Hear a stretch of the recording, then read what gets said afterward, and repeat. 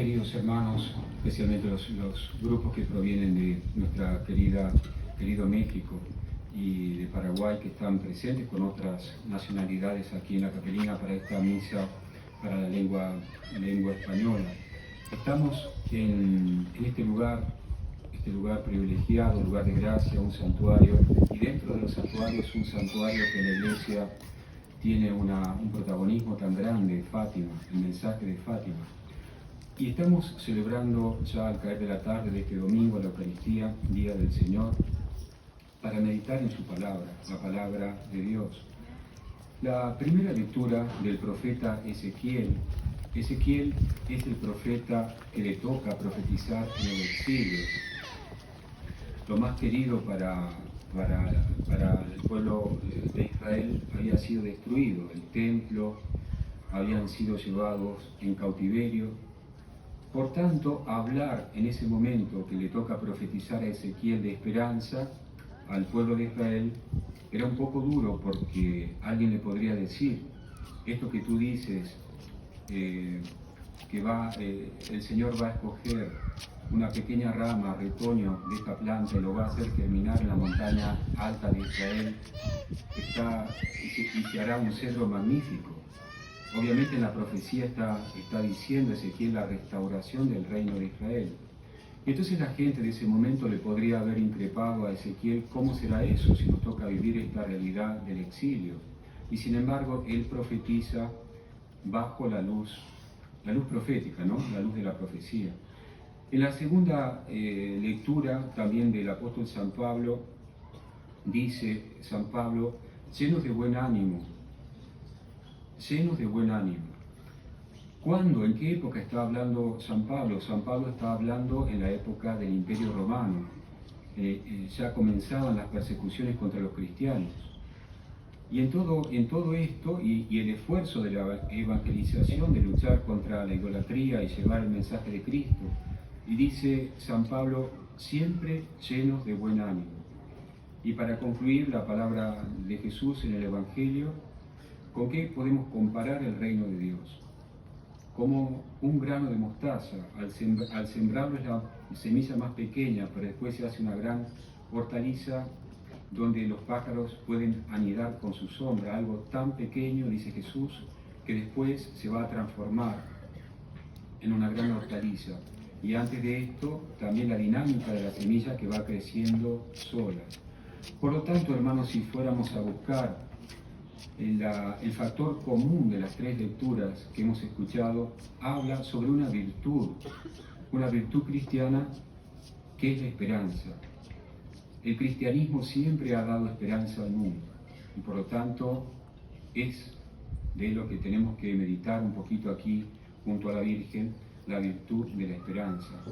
Cuando el Papa Benedicto XVI, creo que siendo cardenal, hablaba con Sor Lucia, la tercera pastorcita que murió a los 97 años como carmelita, hablando sobre el mensaje de Fátima, y tratando, siempre la mente de Benedicto fue sintética, ¿no? Tratar de sintetizar el mensaje. Entonces, hablando con Lucia, ¿cómo se podría ofrecer a la Iglesia y a la gente una síntesis del mensaje de Fátima?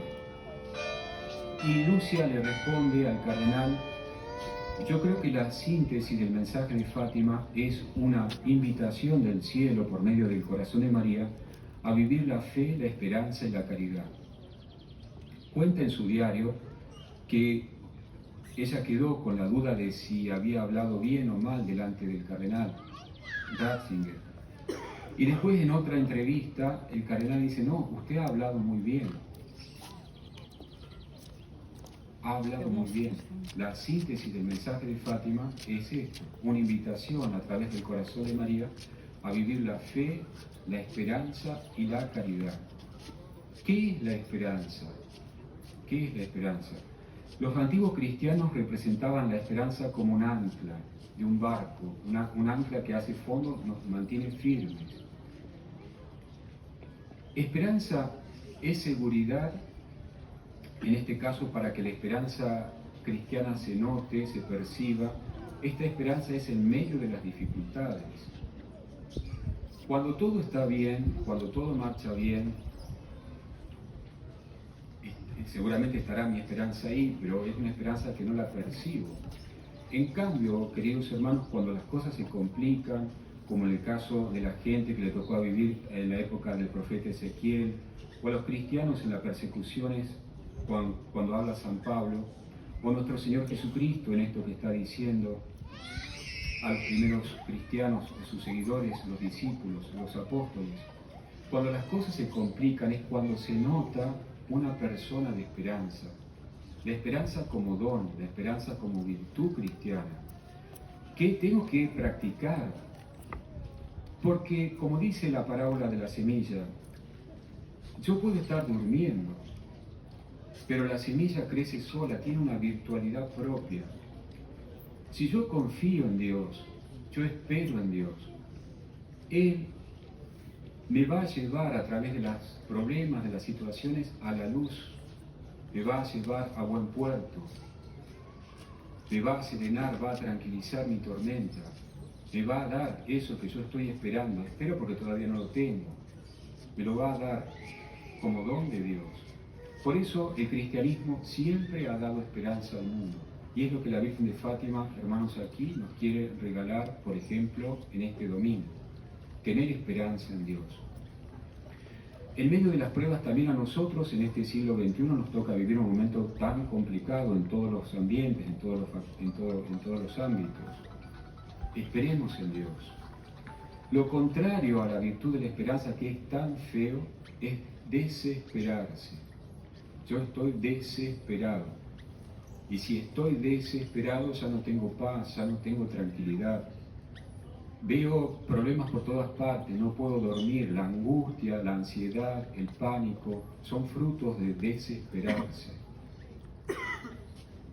Pero Dios nos ofrece por medio del corazón de María la esperanza. De hecho, fíjense cómo termina el mensaje de Fátima, al final mi corazón inmaculado triunfará, porque Dios siempre triunfa.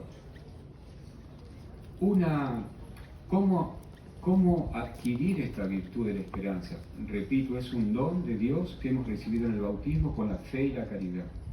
Pero la tengo que cultivar. Yo cada vez que rezo, en este caso la Virgen nos ha invitado a rezar el rosario, yo rezo, estoy en la presencia de Dios.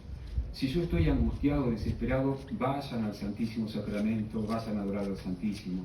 Tomen en sus manos el rosario, aunque estén atribulados en el momento, van a ver que cuando uno comienza a rezar el rosario, o cuando uno comienza a estar en la adoración, o cuando uno está en la misa, todo va cambiando, como la semilla que germina sola. Es Dios que actúa, Dios existe, no está solo, y Él te escucha, y entonces la gracia de Dios nos transforma, y yo me voy serenando, me voy tranquilizando. Una forma de adquirir la virtud de la esperanza es por los sacramentos.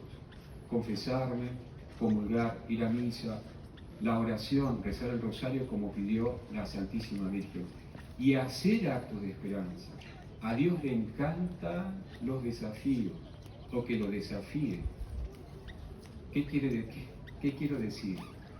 Señor, hoy estoy aquí en la capelina con mi problema, mi angustia, mi necesidad. Yo te desafío, creo en ti, dame una solución. A veces tratamos a Dios como si Dios fuera tan lejano, que no se interesa por nosotros, que no nos escucha, y está tan presente. Está tan presente. Y esto es eso es tener esperanza, practicarla.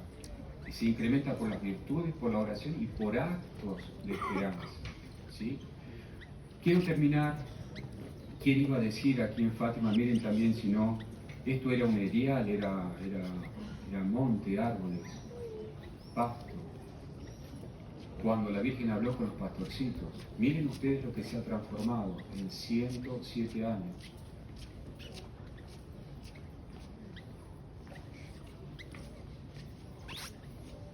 Fátima comenzó siendo una pequeña vertiente y se ha transformado en un torrente que atraviesa más de 100 años de la historia de la Iglesia y del mundo.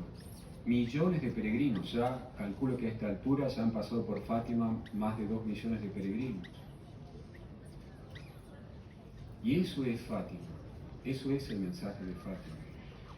En este momento, queridos hermanos, esta fe nuestra, esta esperanza nuestra, tenemos que compartirla. Por eso les digo yo, el cristianismo siempre fue esperanza para el mundo. Lleven esperanza a sus familias, lleven esperanza a sus comunidades, lleven esperanza a sus países. En caso nuestro, que somos latinoamericanos, pasamos también por distintas situaciones difíciles. Hermanos de México, ustedes tienen a la Virgen de Guadalupe. ¿Cómo no ser gente esperanzada? Por más que la coyuntura del tiempo por ahí juegue estas cosas, siempre la última palabra la tiene Dios. Que así sea.